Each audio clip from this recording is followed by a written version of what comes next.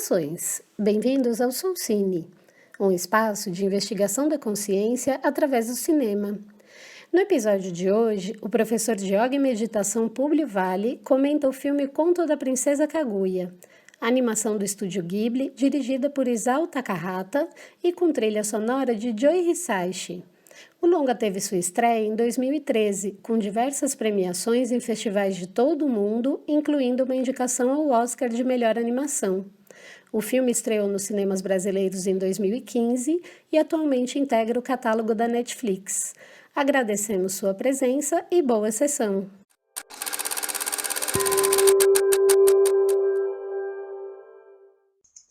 Meu nome é Públio. Quando é necessário fazer alguma definição sobre mim, eu geralmente começo dizendo que eu sou um professor de yoga e meditação, mas eu percebo que isso acabou acontecendo como consequência do que eu realmente sou, de quem eu realmente sou. Eu tenho profundo interesse em consciência humana, em quem somos e, afinal, o que estamos fazendo aqui. E essas perguntas essenciais me levaram para perguntas ainda mais profundas, né? O que eu posso fazer como humano nessa terra, enfim, que estou aqui. E isso, né, de uma maneira prática, eu acabei fazendo uma pós-graduação em yoga terapia em uma universidade de yoga na Índia. Eu trabalhei bastante tempo em uma escola para refugiados em Bodh Gaya, também na Índia. E mais recentemente eu trabalho com atendimentos terapêuticos, né, online, com pessoas do mundo todo. E 2 vezes por ano eu trabalho em um grande centro xamânico de retiros na Amazônia peruana, chamado Temple of the Way of Light, onde a gente trabalha com pessoas que têm traumas ou pessoas que querem ter uma perspectiva mais ampla sobre a vida. A gente recebe pessoas com problemas físicos, com questões físicas ou também com uma motivação até espiritual para poder encontrar o propósito da vida. E isso é o que eu tenho feito ultimamente.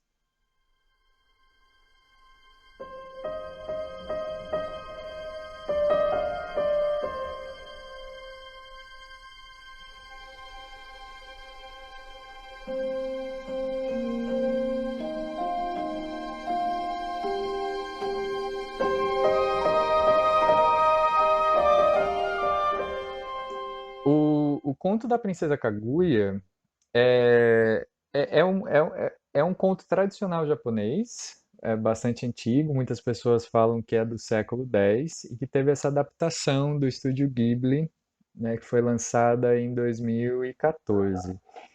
É, é um, realmente, para mim, é uma obra de arte, né? Eu ouvi que levou cerca de 8 anos para eles pintarem, foi à mão, né? Foi tudo à mão em aquarela, ali aquela técnica incrível. E foi uma tentativa de reproduzir esse que é considerado um dos contos, uma das prosas mais antigas da tradição japonesa ainda preservadas.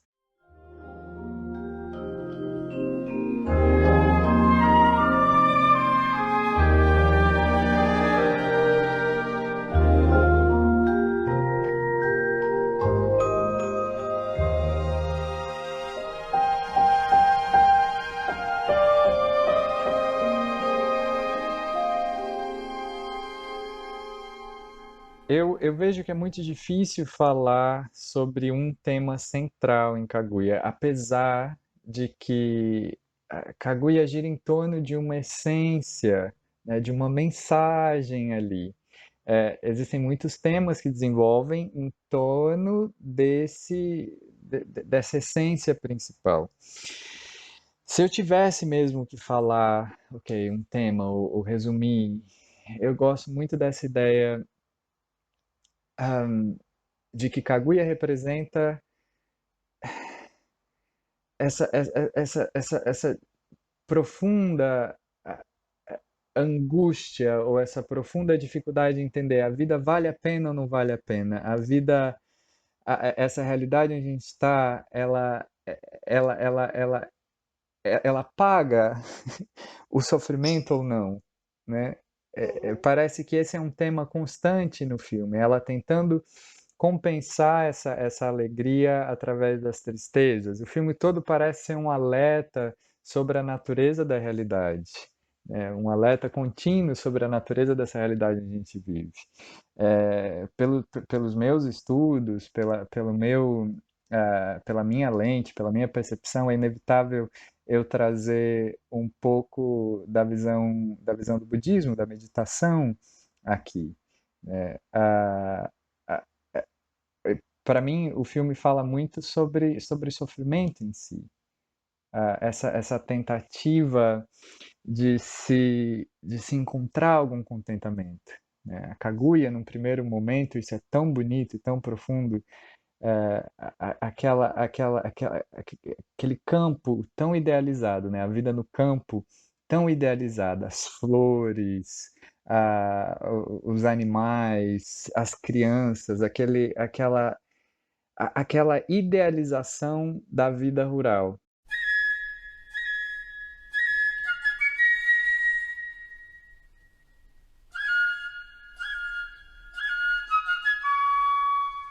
né? Que apesar de pobre, apesar de ter fome, apesar de ter dificuldade, aquela cena, né, em que ela vê as pessoas fazendo tigela ali, em que ela se assusta, né? Ela se assusta com a força da mão daquela senhora, né?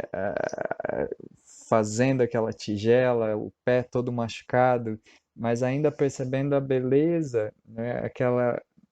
Aquela primeira fase que representa uma integração, eu diria, ao ritmo da natureza, né? Eles são integrados à natureza. Muito essa percepção do retorno à natureza, ali, essa inocência, essa ok, tem bicho, tem fruta, tem água, e essa música central que toca através do filme todo, né? Maware, maware, maware.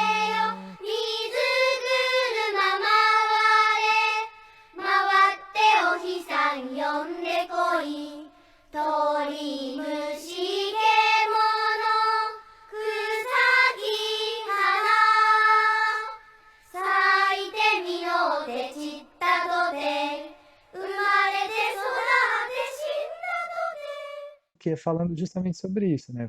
Tem bicho, né? Tem tori, tem mushi, tori é pássaro, tem mushi, tem insetos, tem ki, tem as árvores, tem a água que segue rodando, e tem as estações da natureza que aparecem e desaparecem, e o vento segue soprando, e a chuva segue chovendo. Então não tem nada de errado com o mundo para ela ali naquele momento, não tem nenhum problema, né? A fome em si, as dificuldades ali são partes disso mesmo. É parte dessa vida. E não há uma resistência, né, com relação à vida em si ali. A vida é abundante para Kaguya. Ah, e por que eu digo que eu relaciono isso ao budismo, né? A- o- o- Trazendo isso pela ótica das quatro nobres verdades, né? A primeira nobre verdade ali, que Buda trouxe é a verdade de dukkha, né, do sofrimento. E dukkha é uma palavra que muitas vezes é traduzida como, como, como essa sensação de falta, essa sensação de que falta algo, de que algo não está completo, de que eu preciso de algo mais para poder ser feliz, de que eu preciso de algo mais para poder me sentir completo, né? E a Kaguya, naquele início, ela representa essa completude, isso que não tem nada faltando. Ela tá ali super feliz, aprendendo, crescendo com cada erro, literalmente, né? Quando ela cai, ela cresce, né? Quando ela aprende a encontrar comida ali no peito da mãe, ela cresce, né? Durante toda aquela fase dela ali na floresta, no campo, ela está crescendo. Com cada erro, com cada admiração, com cada novidade, ela cresce.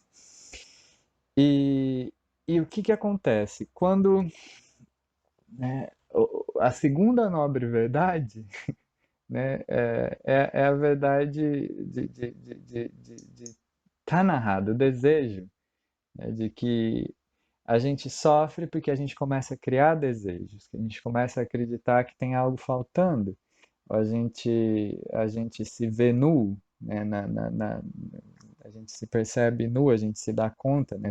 A gente sai do Éden, a gente sai do jardim, a gente peca, a gente começa a errar, a gente começa a perceber que a gente precisa acertar um alvo, que a gente precisa ser algo além, né? E isso é profundamente representado nesse desejo do pai, né? O pai da Kaguya. Esse camponês simples que sim sofreu a vida, sofreu, sentiu as dificuldades ali da vida, né? E não acredito que a intenção sequer do filme era tão superficial assim de fazer uma dicotomia simplória de, ok, a vida no campo idealizada, linda, então a vida na cidade é horrível, a civilização é horrível. Não é tão simples assim a mensagem do filme. É algo muito mais profundo. É que sim, o pai tinha um ponto dele ali, o pai tinha a, a ideia, talvez bastante inocente até, de que uma vida na cidade ia poupá-la dos sofrimentos que ele passou e de que ele passava, e que ela merecia algo mais do que isso, né? Na visão dele, ele sentia falta de algo. Então, o desejo do pai, tem até aquela cena em que ele fala, um mundo diferente daqueles caipiras. Ele fala isso, o pai expressa esse mundo diferente daqueles caipiras. Essa tentativa de se encontrar algo, de se satisfazer algo, né, que está faltando. Então é bonito ver essa dança, né, entre a Kaguya feliz ali, não entendendo nada, a cena que ela parte, que ela vai da cidade e vai embora, de cortar o coração.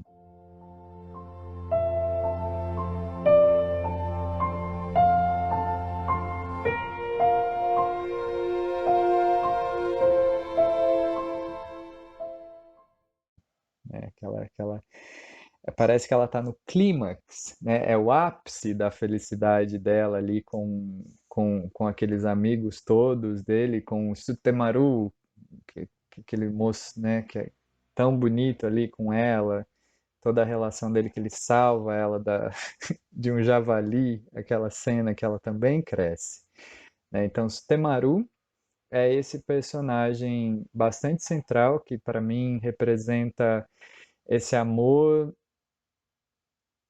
inocente, profundo, natural em uma outra pessoa, né? Kaguya se apaixona profundamente ali, né?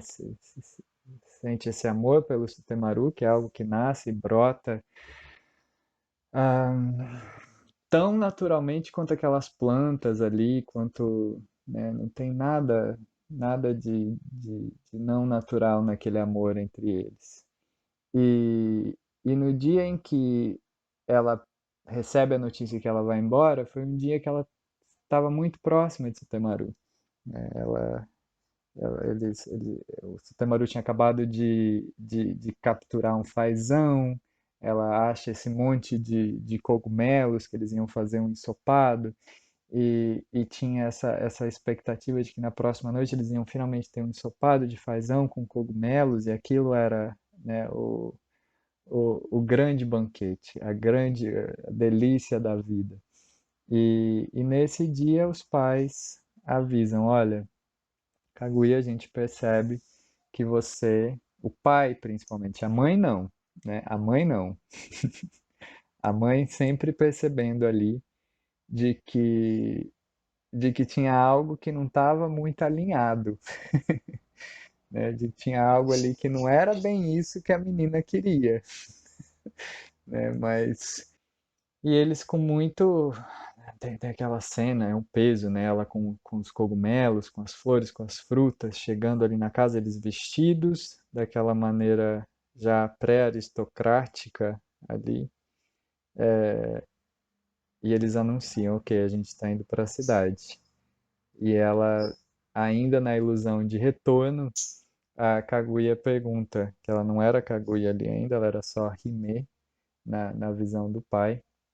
E ela pergunta: será que a gente vai ter tempo de voltar para fazer um ensopado amanhã? E ela começa a se dar conta que não. É, tem uma cena que eu acho que representa muito essa dificuldade do pai em aceitar a própria natureza dele ali, né? A dificuldade do pai em aceitar a natureza dele de campesino, né? De, de uma pessoa rural. É logo no início, quando as crianças começam a chamar a Kaguya de Takenoko, Takenoko, né, que é pequeno bambu, pequeno bambu. E ele se irrita e fala, ela não é um pequeno bambu, ela é uma princesa, né? Hime, Hime, que quer dizer princesa, né, em japonês. Então ele fica ali nessa briga entre Takenoko no Hime, Hime.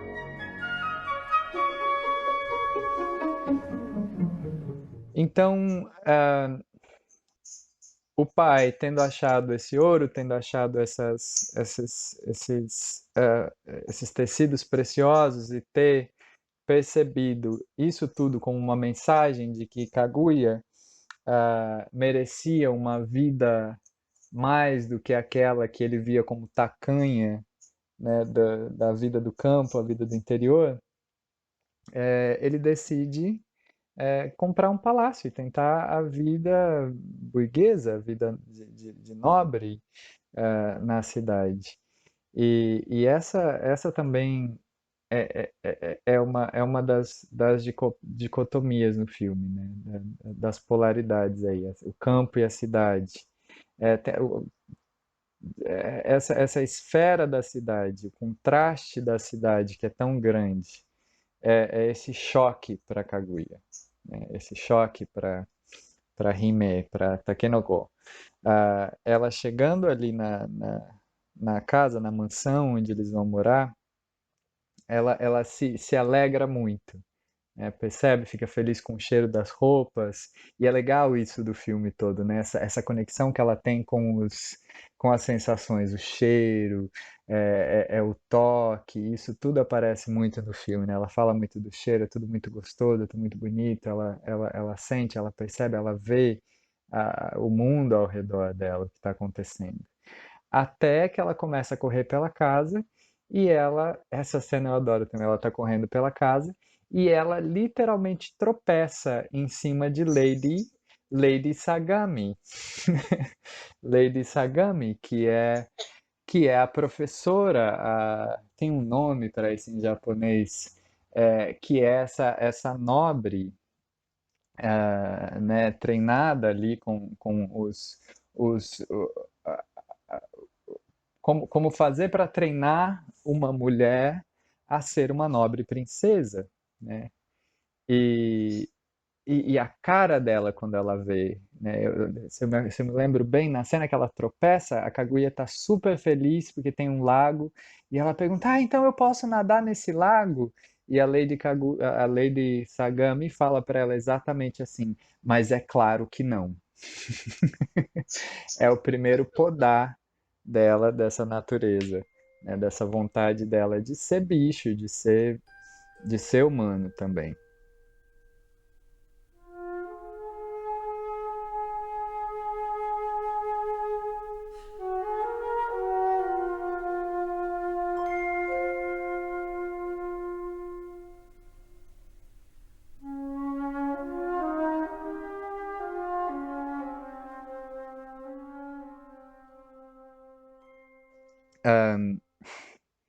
É interessante falando sobre isso agora, eu percebo como o filme trabalha talvez essas três dimensões humanas, né? Primeiro essa dimensão animal, essa dimensão né, do bicho mesmo que somos, essa vontade de gritar, de correr, de chorar, de rir, de sentir, de ter essas emoções.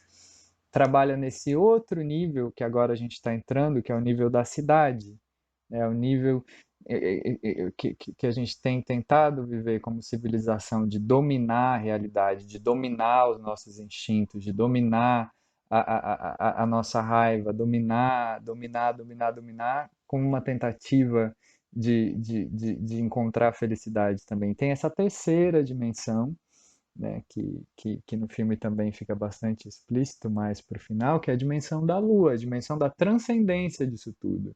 A dimensão, né, de que, sim, que é a terceira nobre verdade, né, de que sim, de que há um caminho, de que existe uma maneira fora, né, desse sofrimento, né, de que há existe uma maneira de se cessar, né, o sofrimento, Nirodha, terceira nobre verdade, né,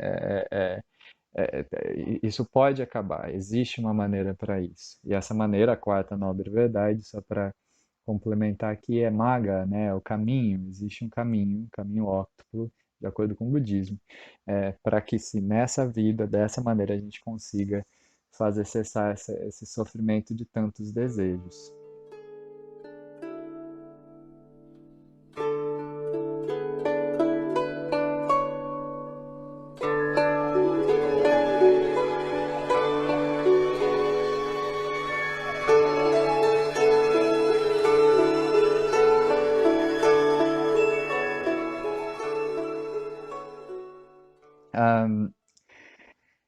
Essa é uma coisa muito interessante na relação entre a Kaguya e a Lady Sagami, que eu gosto, porque apesar dela nunca ter recebido nenhuma educação formal, a Lady Sagami fica muito impressionada com ela. Ah, tem até essa cena que é muito bonita, quando a Kaguya começa a aprender a tocar. Ela até tem uma fala, que, como é? Que quando ela tá comigo, ela tem essa fala, Lady Sagami conversando com o pai dela, quando o pai dela pergunta como tá indo, né, a educação da Kaguya. Ela fala assim, olha, quando ela tá comigo, ela trata tudo como sendo uma brincadeira, mas depois ela pega e faz tudo perfeitamente. Isso me tocou nessa questão de autoridade, né, de quanto é difícil, para essa essência livre, natural em nós, realmente ser tratado como alguém que não sabe algo.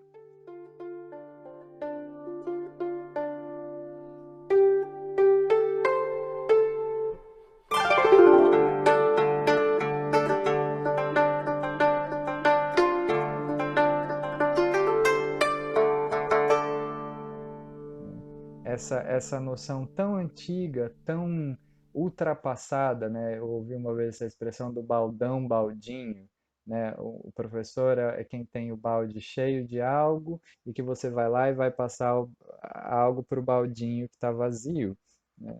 Eu vejo que as tradições ou os métodos educacionais mais progressistas do nosso tempo são aqueles que não querem exatamente ensinar algo para as crianças, mas são aqueles que querem preservar aquilo que as crianças percebem, sentem e veem ao redor deles, que a gente tende a esquecer ao ser civilizados e domesticados, isso e aquilo. Isso não para romantizar a visão do animal humano, não é isso. Mas é simplesmente a constatação e a percepção de que a maneira como temos tentado domesticar esses nossos instintos ou educar-nos como humanos não está funcionando. É bastante evidente. Não precisa de muita ciência, não precisa de muita pesquisa para perceber que o mundo, que a civilização atual, da maneira como tem acontecido, não está funcionando muito bem, né? Acho que nunca houve tanta agonia, tanto sofrimento, né, como existe hoje. Por isso, o conto da Princesa Kaguya é algo tão atual, apesar de ser um conto tão antigo, é algo muito atual, né? Eu acho não, com certeza nunca houve na história da humanidade tantas pessoas vivendo em cidades, né? Tantas pessoas vivendo em cidades. A maior parte da população hoje no planeta vive em cidades. E provavelmente nunca houve índices tão altos de depressão, de ansiedade, de angústia como vivemos hoje, né? É uma epidemia, é uma epidemia. Eu trabalhando nessa área de yoga terapia, de integração, né, de retiros, a gente percebe o quanto isso tem tocado mais e mais as pessoas. E isso tem uma causa? Claro que tem. Eu estudo com um médico canadense, ele chama Gabor Mate. Ele fala, eu gosto muito dessa percepção dele, ele fala que, sim, o budismo sempre falou, né, a mente cria o mundo, né, a mente cria o mundo. A mente, isso é algo muito popular hoje em dia, né, quase um clichê no meio espiritual, no meio de consciência, falar que a mente, que é o pensamento que antecede a nossa realidade. Isso num certo nível, sim, mas o que a gente esquece de falar é que também a nossa mente é criada pelo mundo, né? A nossa mente também é criada pelo mundo, especialmente quando somos crianças, né? Especialmente quando somos crianças. A maior parte das crianças hoje em dia, né, eu pelo menos quando eu interajo com a minha sobrinha, por exemplo, é tão fascinante sentir e perceber como ela vê que o mundo é incrível e ela acredita que o mundo vai continuar sendo incrível assim para sempre, né? Quando é que a gente esquece isso?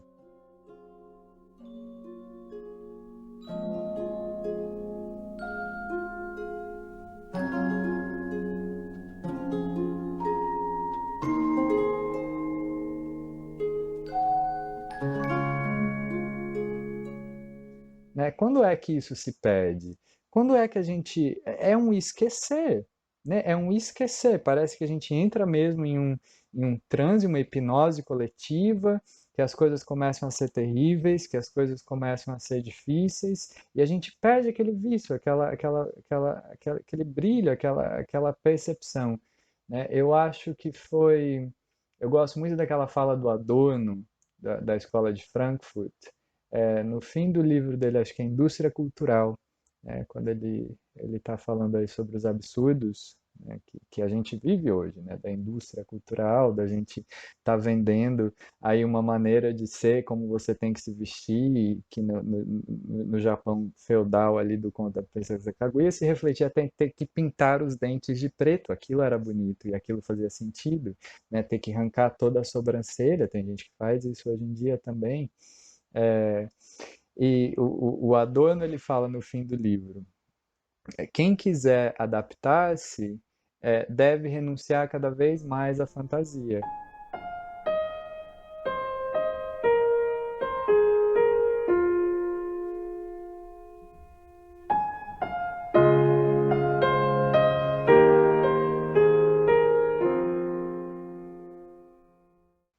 Isso eu lembro de ter lido isso na universidade, eu devia ter uns 18, 19 anos. Isso me marcou de uma tal maneira, né, que foi quando eu decidi que eu não iria,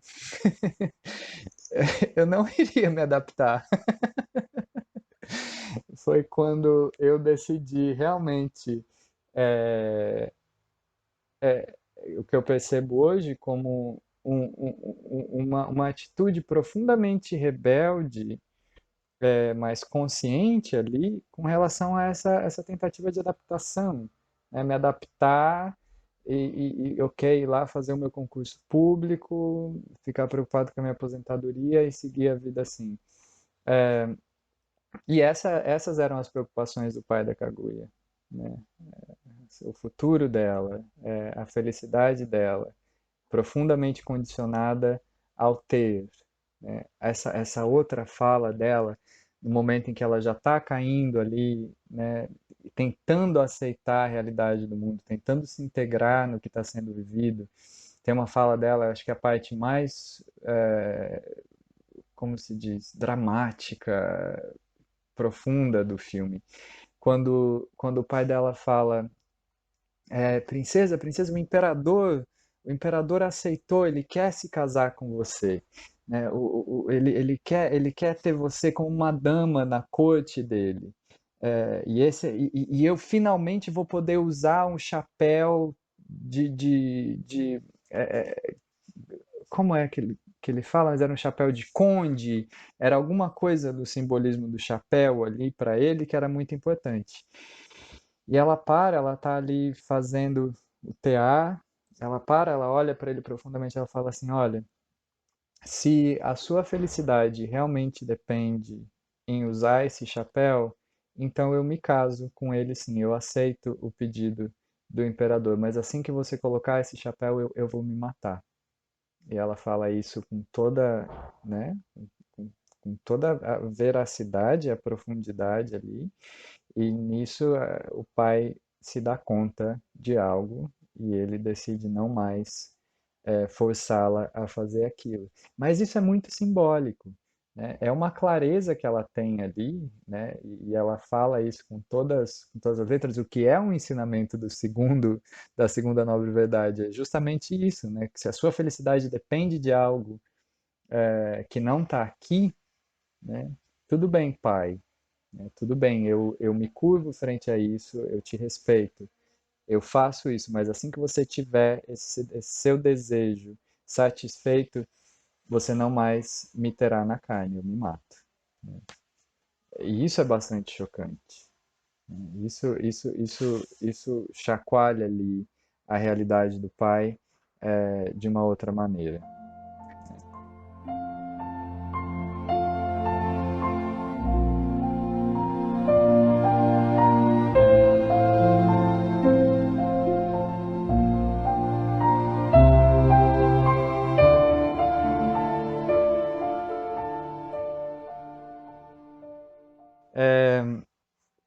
Então eu vejo que o filme ele gira muito em torno desse aspecto de felicidade, né? É um tanto óbvio, mas é essa felicidade humana, né?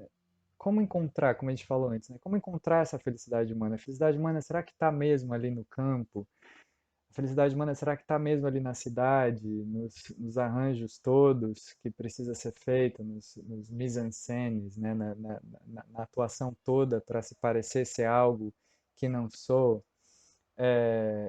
Ou a felicidade está na transcendência disso tudo, que é uma grande questão que também é apresentada no filme, né? Que é inclusive uma dúvida de Kaguya, né? É até uma certa discussão dela com os deuses e deusas ali. Não, né? Os deuses e deusas veem essa realidade como algo impuro, né? Os deuses e deusas ali da lua veem essa realidade como algo impuro, como algo que não vale a pena, algo que é cheio de apegos, algo que inevitavelmente leva ao sofrimento, que é uma visão essencialmente budista também, ah, que não vale a pena, é algo que precisa ser deixado, é algo que a gente precisa desistir.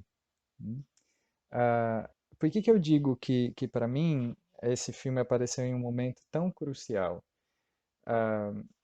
Eu, até aquele momento da minha vida, eu tinha uma percepção consciente ou inconsciente muito de transcender essa realidade, né? Era muito uma tentativa sempre de meditar muitas horas por dia e de estar praticando mesmo ali o caminho, a quarta nobre verdade, ou seja lá o que for, né? Encontrar maneiras de estabilizar minha mente, de silenciar e de ser gentil e de transcender os desejos, e de transcender os prazeres e as dores humanas. Aquela parte em que ela tá narrando como foi que ela chegou ali. Foi quando ela ouviu uma mulher na lua cantando algo que era uma reminiscência de uma memória que ela tinha da vida na Terra. Porque quando eles estão na lua, eles não lembram, né? Os deuses, eles não lembram, eles só lembram que é algo impuro, complicado, confuso e que é melhor eu dar o fora daqui o mais rápido possível. E ela falou que ouvindo essa mulher cantando, ali, cantando, ela sentiu algo que ela nunca tinha sentido. Ela teve uma fagulha de algo que ela nunca tinha sentido, que foi muito atraente. Falou assim, nossa, então eu quero sentir isso também, eu quero saber o que é essa vida na Terra. E foi isso que gerou a vinda dela. Esse foi a semente original ali dela aparecer no bambu. Foi ela ter ouvido e ter sentido o que era a vida humana na Terra. E era uma canção triste que essa mulher trazia. Era uma tristeza, mas a tristeza tocou Kaguya e a fez querer sentir essa vontade de vir para a Terra, essa vontade de abraçar o mundo, de abraçar a nossa natureza humana falha, imperfeita como é. 回れめぐれめぐれよ遥かな時よ巡って心を呼び返せ巡って心を呼び返せ Né? Vale a pena desistir da vida divina e viver as questões humanas inteiramente, viver a vida do tori, né, do passarinho, da besta, dos insetos, com tudo que isso implica em seguida, né? É, esse alerta sobre a natureza da realidade, né? Ok, Kaguya, né? Você vai sentir isso, mas também, né, nada disso permanece, tudo isso se transforma, e aí tem a morte também, e aí tem as dores, tem o sofrimento. Vale a pena ou não vale a pena? 人の情けを育みて松戸式かば今帰り込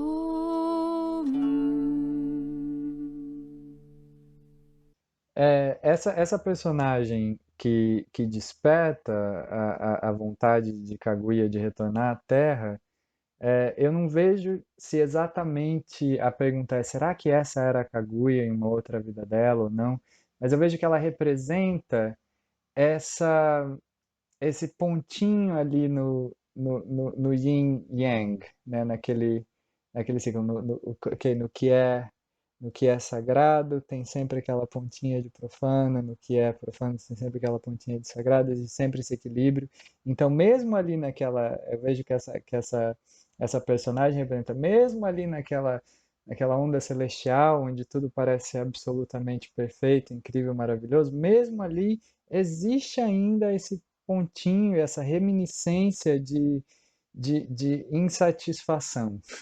O que inevitavelmente, né, tem algumas pessoas que falam que toda arte, a verdadeira arte, surge de um espaço de insatisfação, de dor, né? Mesmo, né, como é aquela fala daquela música brasileira, o samba é a tristeza que balança, né? Isso, né, essa representação da arte como a expressão dessa dor em si, né? Desse mistério da existência ou da continuidade ou da não continuidade da existência, mas enfim, eu vejo essa personagem como esse representante. E, né, um outro ponto que me traz aqui para o budismo é a compreensão de que, mesmo dentro do budismo, o budismo tibetano fala muito sobre isso, de que sim, a gente pode renascer, existe essa possibilidade de renascimento, né, o budismo tibetano fala sobre isso, existe essa possibilidade de renascimento em diferentes realms, em diferentes dimensões. Você pode nascer como animal, você pode renascer como humano, né? Você pode ter um renascimento até como Deus, né? Nesses planos celestiais, eles falam sobre esses planos celestiais, mas mesmo nos planos celestiais, a gente ainda pode perder aquela energia, perder aquela carga toda e renascer como humano, né? Então, essa é uma visão tibetana. Por isso que os tibetanos eles se focam tanto em o que eles chamam de bodhisattvismo, né? A tradição tibetana muitas vezes é conhecida como bodhisattvismo, bodhisattvas, porque, de acordo com a percepção tibetana, somos todos um, os deuses, as deusas, os animais, a terra, eu, você, somos todos um. E, então, não há separação entre a liberação da consciência sua, dos deuses, minha, da Kaguya, do cachorro, da planta.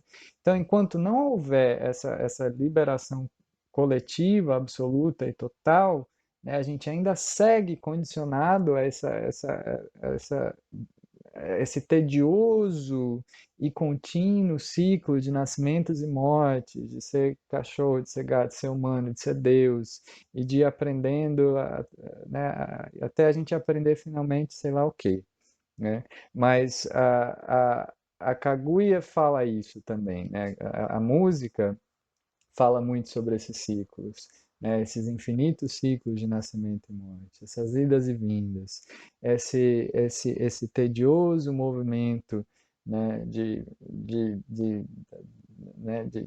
ir e voltar, de aprender e desaprender, e de aceitar ou não aceitar a natureza como ela é, e de ir criando resistências e de ir renascendo.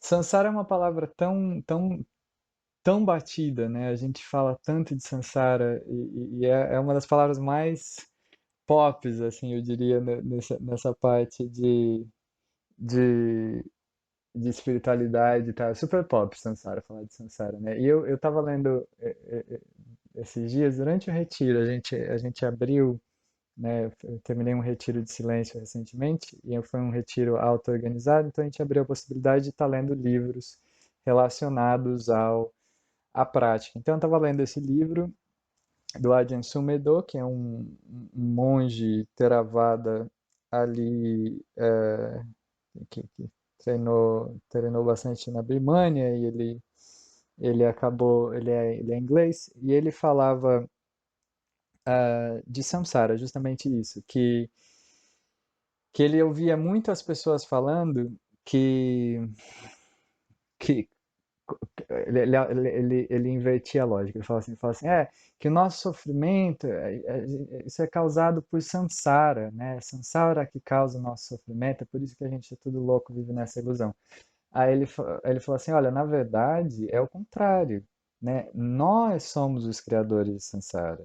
Nós, pelos nossos desejos, pela nossa crença de que finalmente eu vou me tornar algo, eu vou conseguir algo, e aí eu vou ser feliz, e aí eu vou me sentir completo, e aí quando eu tiver aquele carro, aquela Ferrari, quando eu tiver aquele queijo que foi feito não sei aonde, aí eu vou estar finalmente satisfeito, né? É justamente esse desejo, né, primordial que causa a, o ciclo de nascimentos e mortes, que os budistas em Pali chamam de Sankara e o hinduísmo chama de Samskara, né, que é um pouco essa volição, esse desejo inicial, esse movimento em se tentar conseguir satisfazer algo, né, essa separação, né, o desejo. E dizem que, que o Paramahansa Yogananda fala disso, que o desejo de Sanskara original é o próprio desejo da existência, é a própria vontade de existir, é a própria vontade de estar vivo. Tanto que um dos princípios muito pouco compreendidos da yoga é a Abhinivesha. A Abhinivesha, que geralmente é traduzido como perder o medo da morte, mas Abhinivesha pode ser compreendido também como transcender a vontade de viver.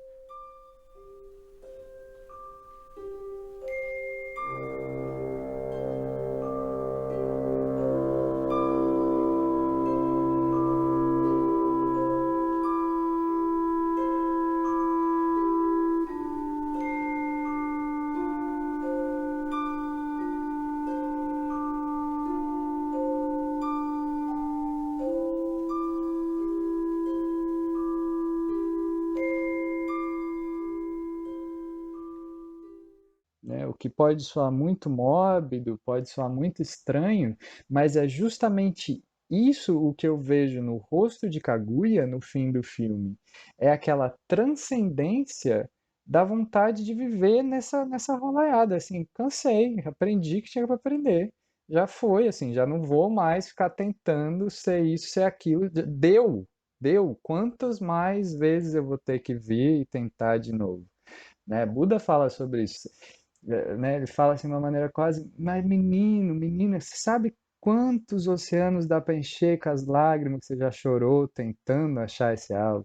Você sabe quantas montanhas dá para fazer com os ossos das suas reencarnações tentando que você conseguir esse algo, né? Você conquistar seu príncipe e a rainha, seu cientista mais inteligente, seu ator. Nomeie, e muito provavelmente a gente já foi, a gente tentou e a gente não conseguiu. Então, a Abhinivesha, que é uma dessas práticas de yoga, transcender a vontade de viver, né? Soa tão difícil para uma civilização nossa agora que estimula tanto, né, a felicidade, vamos lá, né? Essa coisa que eu vejo tanto do yoga na Califórnia, né? Ele para lá assim, yoga é aquela coisa, né? Nossa, vamos, delícia, vamos lá, né? Tomar suco verde, e tudo orgânico, e vamos viver mais, né? Mas um dos princípios de yoga é justamente aquilo de Kaguya, de ver, olhar para essa realidade, né, no final ali, ver o pai e a mãe sofrendo, né, aquela coisa, pelo amor de Deus, não vai embora, não me deixa, né, assim, e aí põe aquele manto, né, aquele manto que eu diria que é um manto de transcendência, da necessidade de estar vivo, de se encontrar algo aqui, né, e olhar para aquilo e dizer, olha, não é, eu sou completa, sempre fui completa, nunca me faltou nada. Quando foi que eu esqueci disso? Né? De que algo me faltava e que eu precisava disso, daquilo outro, para finalmente ter uma tranquilidade, né? O que ela sempre sentiu como criança. O taoísmo trabalha muito com essa noção também, né? O retorno à natureza. Não é nada que a gente precisa aprender, né? O budismo aponta para isso, mas o taoísmo aponta isso de uma maneira mais direta. Não há nada que eu preciso aprender, né? Não é pela mente. O tal que pode ser nomeado, que pode não é o tal mais, né? É muito mais uma questão de relembrar. Então eu vejo aquela cena final de Kaguya, ela recebendo o manto ali, ela vendo o sofrimento do pai como um relembrar a natureza dela, relembrar, né?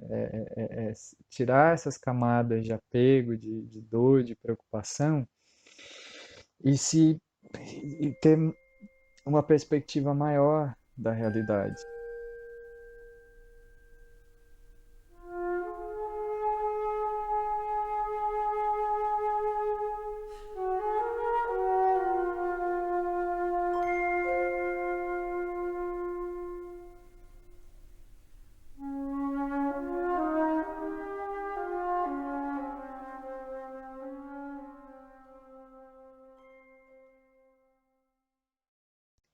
Então essa cena final tão simbólica ali de Kaguya, é, porque como isso tudo aconteceu, é importante a gente lembrar, né? Como isso tudo aconteceu. É, esses deuses e deusas vão ao resgate de Kaguya por causa de um pedido profundo do coração dela, da dor que ela sentiu ali, do sofrimento, mas ela não aguento mais. Ela tá bom, eu não aguento mais sentir isso tudo, eu quero voltar para casa, para a lua. Mas momentos antes dela voltar, ela começa a processar esse sofrimento, ela começa a processar isso tudo, o coração dela volta a abrir, ela começa a relembrar da beleza das coisas, da possibilidade de alegria e de vida na Terra, e ela se arrepende, né? Ela se arrepende. Então, esse olhar para trás, ela representa para mim justamente esse samskara do qual a gente falava ali atrás. Sankara, essa vontade de tentar mais uma vez. Quero tentar mais uma vez, né? Quero mais uma vez voltar para a Terra humana e estar aqui com os meus irmãos e irmãs na Terra.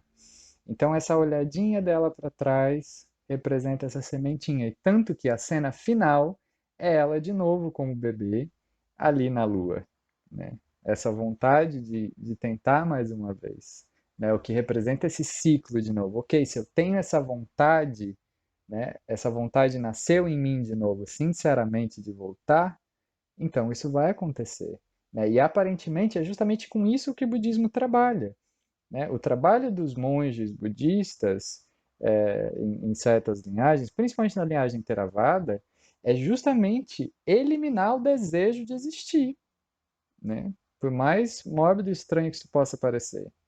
né? É iliminar porque eles entendem que é justamente esse desejo de existir que é o que fica recriando esse ciclo infinito de nascimentos e mortes, que é o sofrimento em si para a tradição budista. Né? Então, a Kaguya ali, naquela olhadinha dela para trás, representa a natureza dela, mischievous, né? Como dizer, malandra, safada, moleca, né? Menina, né? De assim, ok, eu vou tentar mais uma vez, sim.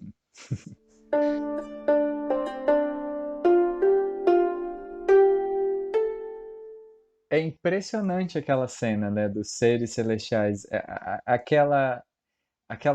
A música é tão bonita. Tem um vídeo, para quem se interessar, tem um vídeo, é, tem no YouTube, de uma orquestra mesmo, tocando ali. Foi em alguma celebração do Estúdio Ghibli, eles tocando ao vivo essa música, que eu acho que é The Celestial Beings, eu acho que é The Parade, a Marcha dos Seres Celestiais, é algo assim, é fantástico.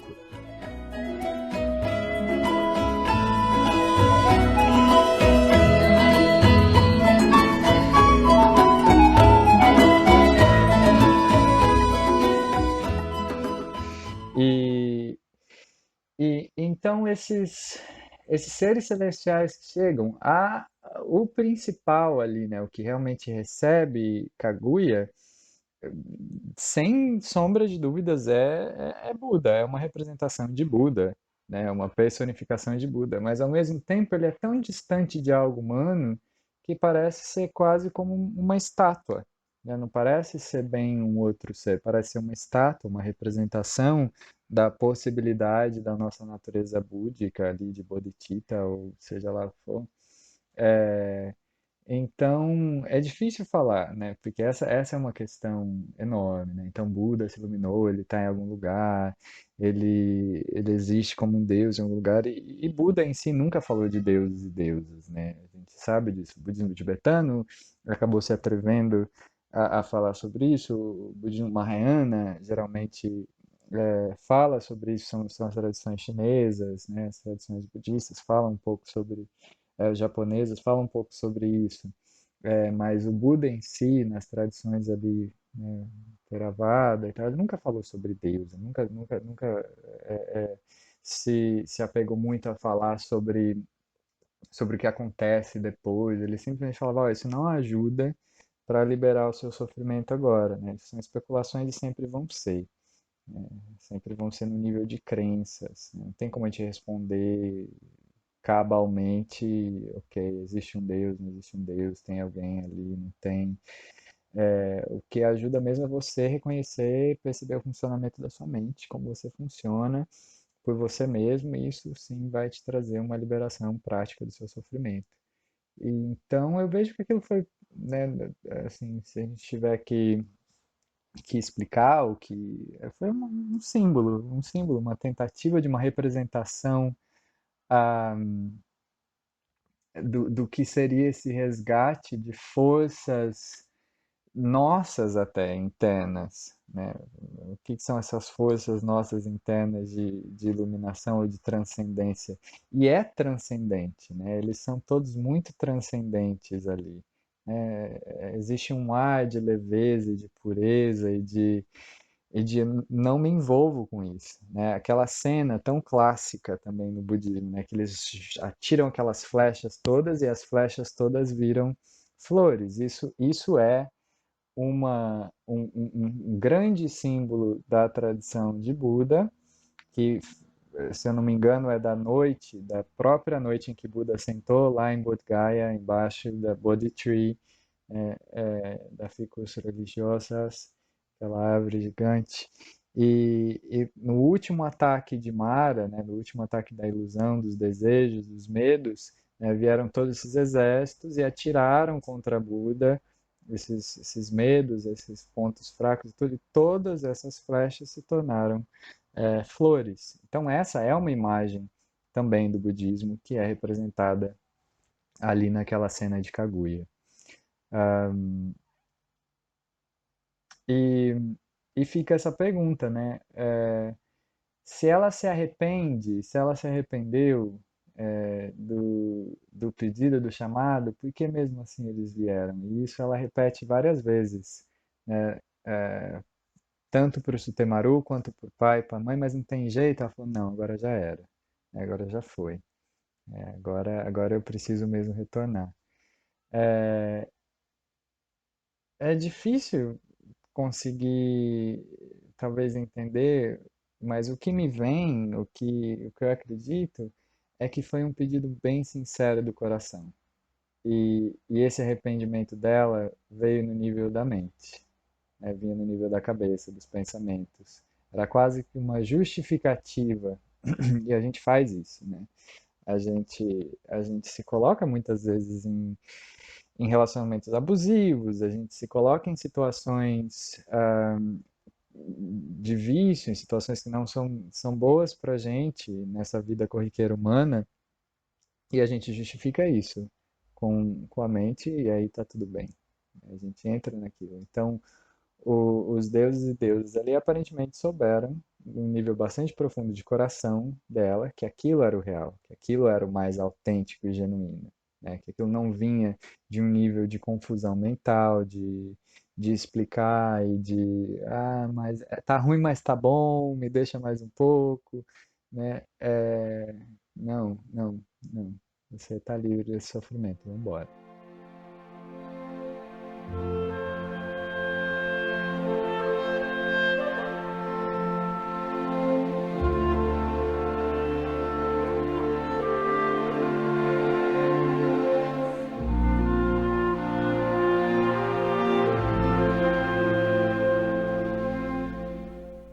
Então, esse aspecto da transcendência do sofrimento, né, no aspecto aí, como foi feito pela Kaguya, isso talvez não condiz muito com a tradição budista, exatamente, com os ensinamentos budistas, porque para o budismo, a, a encarnação humana é uma das coisas mais preciosas que pode existir.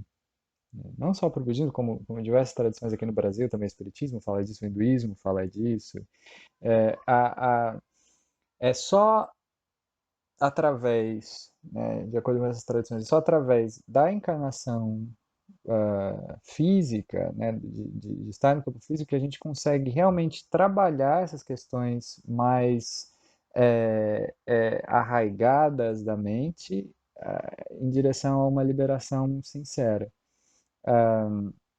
Então, o veículo humano aparentemente é essencial para essa para essa transcendência, ou para esse aprendizado, ou para essa liberação. Tanto que eu sempre quando eu penso nisso, eu lembro dessa história do budismo tibetano, que fala da importância, e talvez seja legal essa história como uma maneira de fechar aqui a nossa conversa. Eu ouvi essa história pela primeira vez quando eu trabalhava no Projeto Alice, essa escola para refugiados lá em Bodh Gaya. E o Lama Zopa mandou para essas crianças, para esses meninos chakmas, né, esses alunos chakmas que a gente cuidava lá, o Lama Zopa Rinpoche, ele mandou uma tartaruga marinha de presente para eles com essa história. E aquilo me impressionou muito. Porque na tradição budista, a maneira como eles explicam a valiosidade do nascimento humano, eles falam assim, que a possibilidade, as chances da gente ter uma encarnação humana é assim, né? Imagina um oceano infinito, um oceano infinito. Nesse oceano infinito existe uma tartaruga marinha. Essa tartaruga, enorme, ela é muito grande, mas é um oceano infinito, então o tamanho dela não quer dizer nada. Ela é muito grande, então parece que uma vez a cada 10 mil anos essa tartaruga ela vem para a superfície para respirar, uma vez a cada 10 mil anos. Então, e na superfície desse oceano infinito, os tibetanos são muito bons com essas coisas, esses números, essas coisas enormes, né? Essas ideias de infinito, de íons e não sei o quê. Então, nesse oceano infinito, existe um anel dourado que cabe exatamente no pescoço dessa tartaruga marinha. Então, a chance da reencarnação humana, valiosa, preciosa, é a mesma das chances, né, da possibilidade dessa tartaruga marinha, né, que vem uma vez a cada 10 mil anos, encaixar perfeitamente o pescoço dela nesse anel dourado que está aí, um só, nesse oceano infinito. Então, é uma maneira alegórica, claro, dos tibetanos falarem do quanto é preciosa e rara a existência humana, de quanto é importante a gente estar encarnado, a gente estar aqui para poder trabalhar os nossos padrões, a gente aprender, né, a maneira como a gente cria essa realidade, como a gente pode, de alguma maneira, aliviar o sofrimento que essa realidade cria em nós.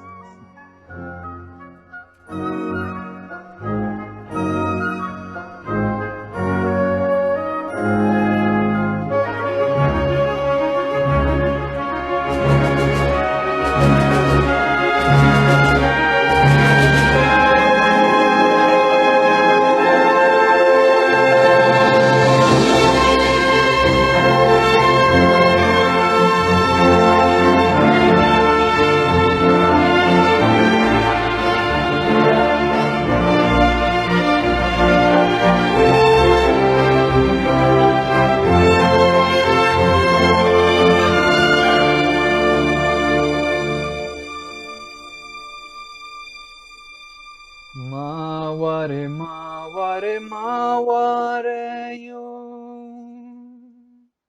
Mizuguru mamaware. Mawate oi samyonde koi. Mawate oi samyonde koi. Tori mushi kemono. Kusaki hana. Haru natsu aki fuyu tsurete koi. Haru natsu aki fuyu tsurete koi. Maware, maware, maware yo. Mizuguru mamaware. Mawate ohi samyonde koi. Mawate ohi samyonde koi.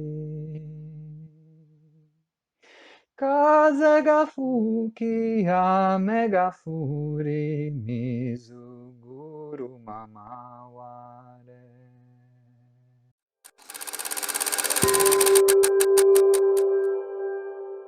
Agradecemos a você que ouviu este episódio com a participação de Públio Vale, comentando o filme Conto da Princesa Kaguya.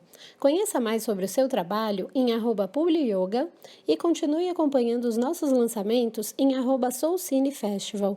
Soulcine, um espaço de investigação da consciência através do cinema.